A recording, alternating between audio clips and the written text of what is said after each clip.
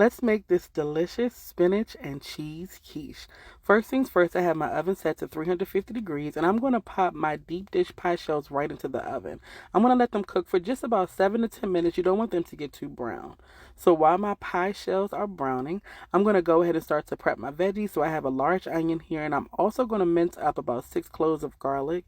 Now this recipe that I'm making is going to make 2 deep dish quiche and you'll actually have a little bit of the custard left over to make probably another small, maybe 6-inch one. So when I type the description, I'm going to put the recipe for a single batch. All right, so just keep that in mind. The recipe will be for a single batch. So my onions diced, I'm smashing my garlic and just going to mince it up.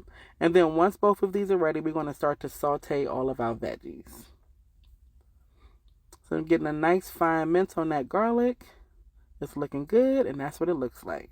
All right, so we're going to heat our skillet over medium heat, and I'm going to add in some olive oil.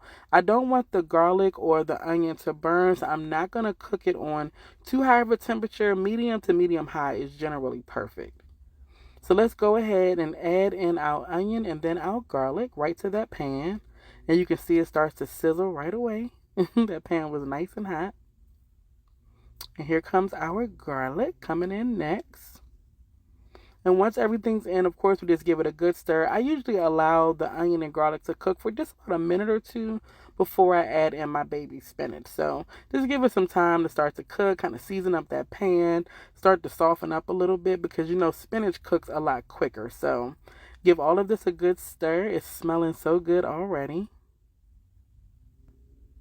and looking delicious. As soon as it hits that pan, you know that garlic starts to permeate the room. It smells good. All right, so after about a minute or two, you can see they're starting to get soft. Onions are starting to get translucent, which means you can kind of see through them a little bit. And hopefully you can see a good view. I try to give it a little bit closer for you. And we're going to go ahead and add in our baby spinach. Now, I'm going to add in 2 bags because, like I said, I am making 2 deep dish pies. And spinach cooks down to next to nothing. You all know how spinach or any type of greens, they just cook down a lot.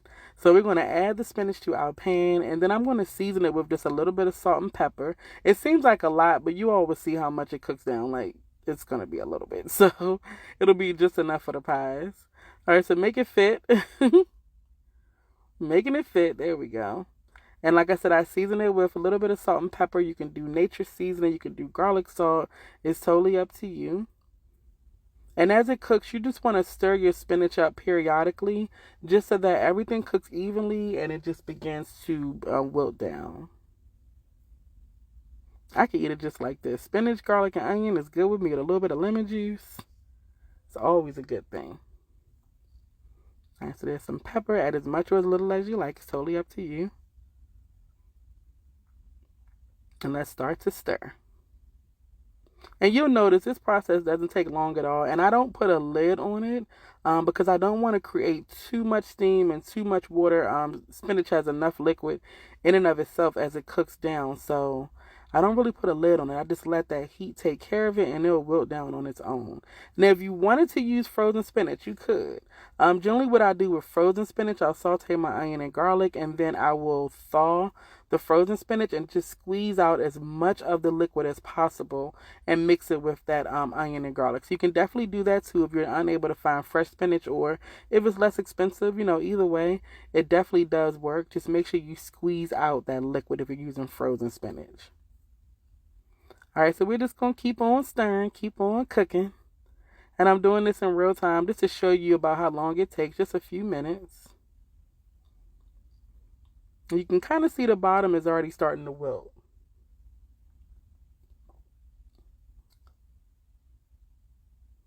There we go. See how it's starting to wilt down? It's a cooking. We are getting there, I promise. There we go. It's cooking down. And all of that spinach that was falling all out the pot, look how little it's cooked down to. So this is what I'm saying. Spinach, it seems like a lot, but you all know if you're not eating it raw, if you're actually going to cook it, it's definitely going to cook down to 1/3 probably of what you started with. So don't be alarmed. And I don't have a lot of liquid in the bottom of the pan either. So that's another thing. Like I said, I didn't put a lid on it to create too much steam. So our spinach is looking divine. It smells really good. I want to eat it just like this. I love spinach.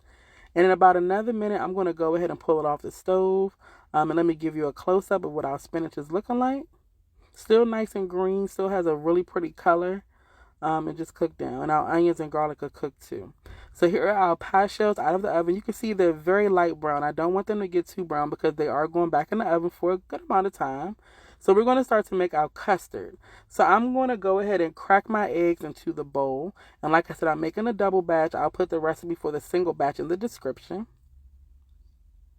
And once all of my eggs are in the bowl, we're going to go in with some half and half and some seasonings. All right, so half and half is basically like a cream and milk type of mixture almost. So if you can't find half and half, you can do some milk and some heavy cream. And I'll put that variation in the recipe as well. All right, so give your eggs a good whisk just to make sure all of those yolks are broken up and everything is mixed well. And then I'm going to go ahead and add in my half and half. And this is what the carton looks like when I get it from the store.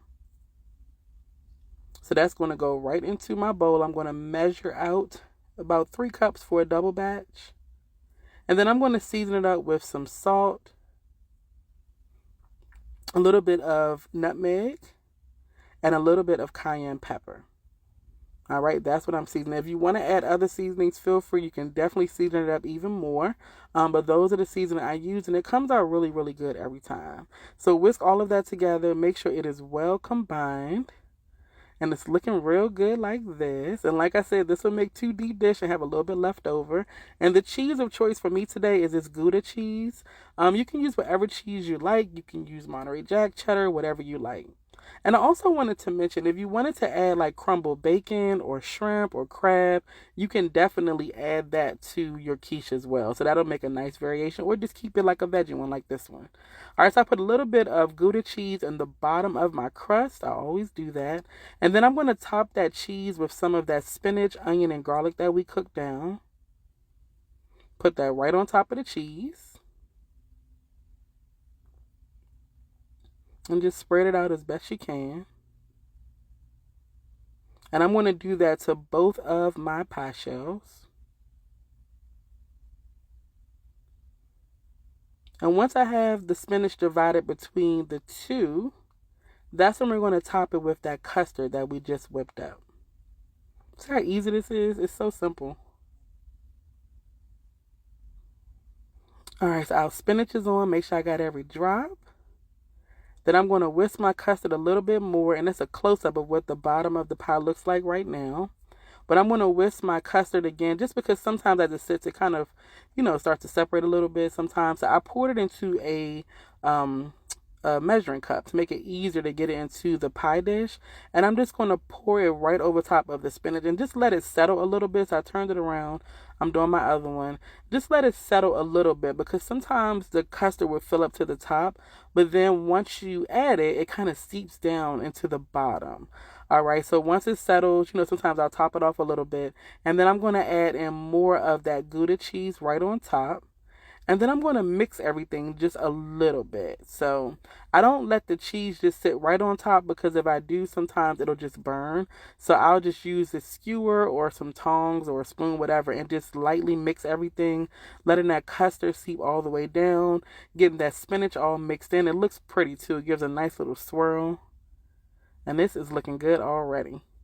Like I said, this skewer works, pair of tongs works, a spoon, whatever you have. Do the same thing to the other one. It's a little bit of a closer look. And I'm being very gentle. I don't want to, be too rough with anything or poke too many holes in my pie crust or anything like that. Just trying to mix everything together just a little bit. But I'm not really going all the way down to that first layer of cheese. I'm leaving that layer kind of alone. All right, so these are looking divine. If you want to add a little bit more custard, if you think your pie shell can take a little bit more, I will add a little bit more. We're going to pop these in that 350-degree oven for about 35 to 45 minutes. You'll know when they're ready when you tap the pan and they don't jiggle and they look nice and golden brown, just like this. Guys, these look so good and smell So good. So after they're ready, I just remove them from the oven. Allow your quiche to rest for a little bit before you cut it. If you try to cut it right away, you might not get those clean cuts. So let it rest for a little bit and then give yourself a good slice. Serve it with whatever you like and enjoy. So hopefully you all give this recipe a try, and I'll talk to you all later. Bye, guys.